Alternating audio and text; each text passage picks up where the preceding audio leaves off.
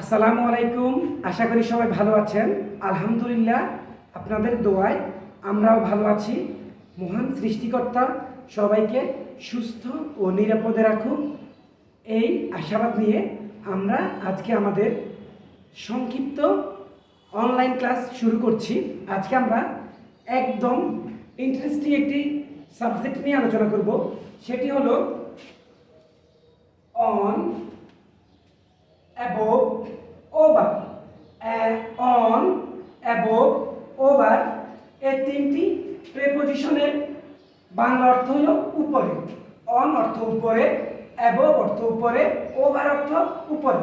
তাহলে এখানে যে অন, above, over এই তিনটে শব্দ কি আমরা সেন্টেন্সে একইভাবে ব্যবহার করতে পারবো? না, এই তিনটি শব্দের বাংলা অর্থ একই হলো আমরা এই তিনটি শব্দ এগুলোর প্রয়োজন বোধে বা এগুলোর সঠিক নিয়ম অনুযায়ী আমাদেরকে সেন্টেন্স বা বাক্যে ব্যবহার করতে হবে। অন, অন কখন বসবে? যখন কোনো কিছুর উপরে, যেহেতু অন অর্থ উপরে, যখন কোনো কিছুর উপরে কোনো কিছু সংযুক্ত থাকবে। যেমন এখানে এই বেঞ্চের উপর এই মোবাইলটি সংযুক্ত রয়েছে, তাহলে এক্ষেত্রে আমরা অন ব্যবহার করতে পারি। এরকম আমরা এখানে লিখেছি যে অন দিয়ে the book is on the table, অর্থাৎ এখানে টেবিলের সাথে কিন্তু বইটি যুক্ত থাকবে এবং টেবিলের উপরে থাকবে বই।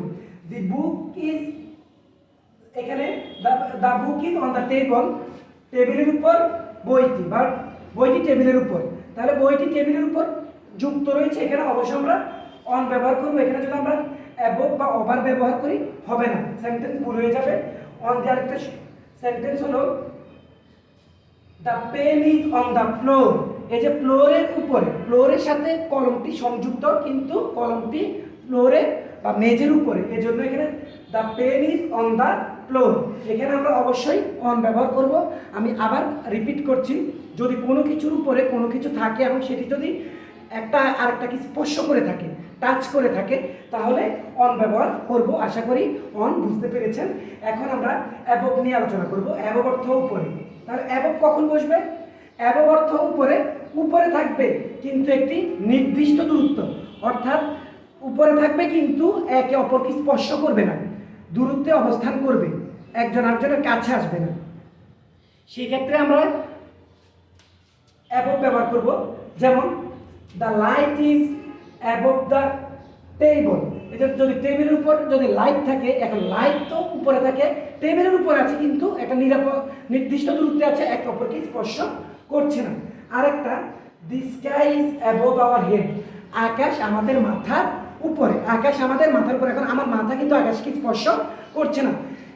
আমি আবার বলছি, অ্যাবভ বসবে যদি কোনো কিছুর উপর কোনো জিনিস স্থির থাকে, অর্থাৎ একে অপরকে স্পর্শ করবে না, নড়াচড়া করবে না। যেমন লাইট উপরে আছে টেবিলের, কিন্তু এই যে টেবিলকে লাইট স্পর্শ করছে না এবং নড়াচড়াও করছে না, স্থিতিশীল, গতিশীল নয়। স্থিতিশীল থাকলে অ্যাবভ, যেমন আকাশ আমাদের মাথার উপরে, আমাদের মাথার সাথে কিন্তু আকাশের টাচ নেই, এজন্য অবশ্য আমরা the sky is above our head লিখবো। এখানে অন্য কিছু লিখলে ভুল হয়ে যাবে। পরে যে প্রেপোজিশনটি রয়েছে ওভার, ওভার আমরা কখন ব্যবহার করব? ওভার অর্থ তো উপরে, তাহলে ওভার কখন ব্যবহার করব? ওভার অর্থ উপরে, ওভার আমরা ব্যবহার করব যখন কোনো কিছুর উপর দিয়ে, যখন কিছুর উপর দিয়ে যে সাবজেক্ট মানে কোনো কিছু গতিশীল অবস্থায় যাবে, অর্থাৎ উপর দিয়ে যখন গতিশীল অবস্থায় যাবে তখন আমরা ওভার ব্যবহার করব। যেমন the bird is flying over the tree, the bird is flying, পাখিটি উড়ে যাচ্ছে ওভার দ্য ট্রি, গাছের উপর দিয়ে। এখানে যে সাবজেক্ট বার্ড সেটি কিন্তু গতিশীল উপর দিয়ে যাচ্ছে।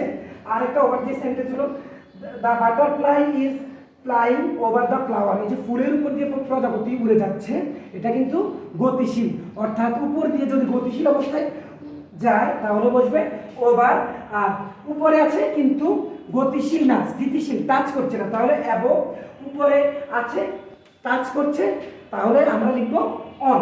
আশা করি অন, ওভার, অ্যাবভ এই যে তিনটি প্রেপোজিশনের বাংলা অর্থ উপরে, এগুলো কোথায় কখন কিভাবে ব্যবহার করব এটা বুঝতে পেরেছেন। ধন্যবাদ।